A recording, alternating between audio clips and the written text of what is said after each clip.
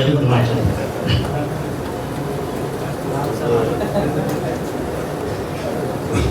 ముందు బ్రహ్మాండంగా తినేశారు మమ్మల్ని ఆంధ్ర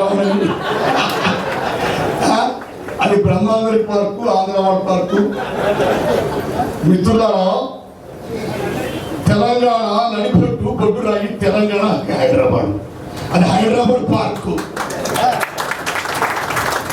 అయ్యా మా ఆంధ్రం తిట్టకండి అయ్యా, మీరు ఏం పాపం చేశానండి? అల్లం నాయన దుమ్ము దులిపెట్టారు ఆంధ్రలో, మీరు దుమ్ము దులిపెట్టారు, ఏం పాపం చేశానండి? ఆత్మాభిమానం, ఆత్మగౌరవం మీకెంతో మాకు అంతే. మేము తెలంగాణ వ్యతిరేకాలు మిత్రులారా, ఎప్పుడో తెలంగాణ. కొంతమంది చిత్ర రాజకీయ శక్తులు, స్వార్థపరులు, పెట్టుబడి వ్యాపారస్తులు, వాళ్ళు మొత్తం మా ఉత్తరాంధ్రాన్ని, మా ఆంధ్రాన్ని దోచుకున్నారు, రాయలసీమ దోచుకున్నారు, ఇప్పుడు తెలంగాణ దోచుకుంటున్నారు. ఇక్కడే కాదు, సమస్త భూప్రపంచ సంపద దోచుకుంటున్నారు. వాళ్ళు చంద్రబాబు మమ్మల్ని మాట ఆంధ్ర కూడా sorry my friends. First of all were human beings. The best human being is the best committed remark. We are human beings. Not Andhra, not Telangana, that's nonsense. We are pro Telangana. Please respect the Andhra people. First of all, my request. We are not voters. We are not exploiters. We the people with dignity and respect. Not like everything, like you and like me. Yes. Yes. Okay. మిత్రులారా, first of all ఈ ప్రభుత్వం Latin అమెరికాలో ఆ రోజుల్లో చాలా గొప్ప పరిస్థితి ఉండలేదు. అలాగే పారాప్షన్ కానీ సర్వో కానీ ఎదరో మహాని వాళ్ళ చెప్పుకి ఇలా తీసుకెళ్లేవారు, ప్రజలకి చెప్పేవారు.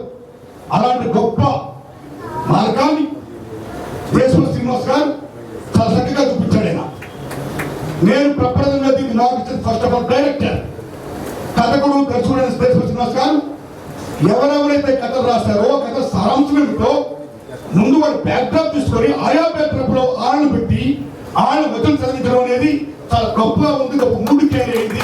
దానికి మాత్రం హ్యాపీ పెట్టుకున్నాను కథకుడు అయింది కాబట్టి. ఇంకా రెండోది కెమెరామెన్ తమ్ముడు ఆదిశేయ ఆల్రెడీ చెప్పాను గురించి, చాలా చెప్పేది గురించి. ఇక మూడోది, వీరిద్దరు ఎంత గొప్ప పని చేశారో I want to see the music director. ఎంత గొప్ప లిరికాలిటీ ఇచ్చారండి, ఎంత గొప్ప ఎన్హాన్స్ చేశారండి.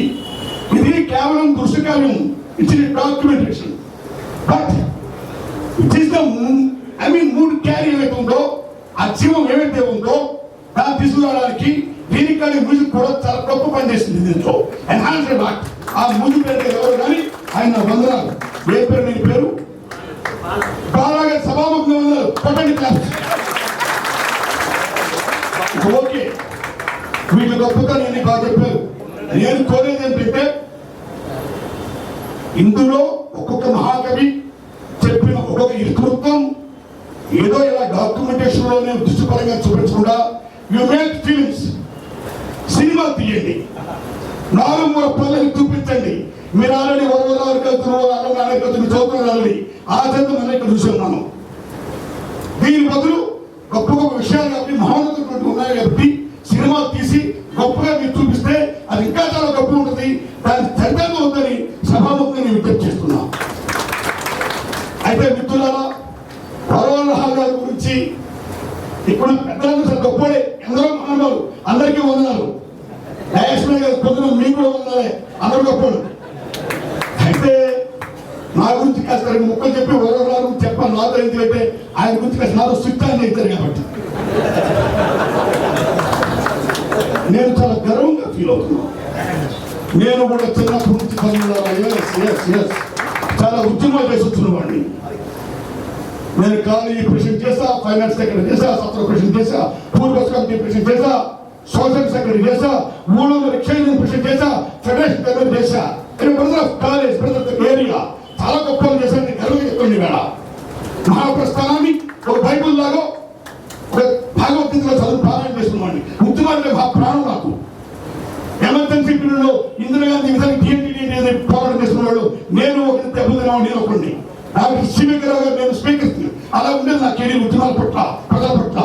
అలాంటి నాకు ఎప్పుడు వరవరరావు గారు చూడాలా, ఆయన మాట వినాలా, ఎప్పుడు పెద్దలను చూడాలా, ఆయన పాట వినాలా, ఎప్పుడు బాలగొప్పలు ఆయనతో కలిసి నడాలా అనిపించేది.